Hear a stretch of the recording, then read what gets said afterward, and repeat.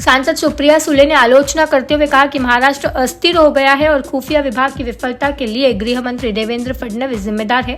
26/11 हमले के शहीदों को श्रद्धांजलि देने के बाद सुप्रिया सुले ने राजनीतिक हालात पर टिप्पणी की।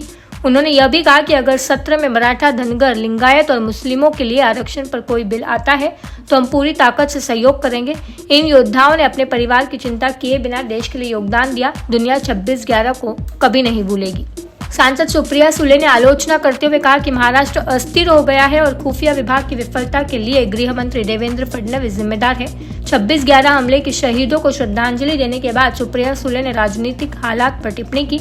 उन्होंने यह भी कहा कि अगर सत्र में मराठा, धनगर, लिंगायत और मुस्लिमों के लिए आरक्षण पर कोई बिल आता है तो हम पूरी ताकत से सहयोग करेंगे। इन योद्धाओं ने अपने परिवार की चिंता किए बिना देश के लिए योगदान दिया। दुनिया 26/11 को कभी नहीं भूलेगी।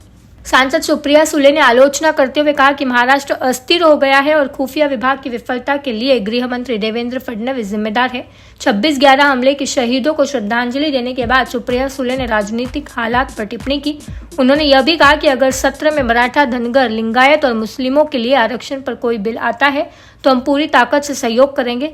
इन योद्धाओं ने अपने परिवार की चिंता किए बिना देश के लिए योगदान दिया। दुनिया 26/11 को कभी नहीं भूलेगी।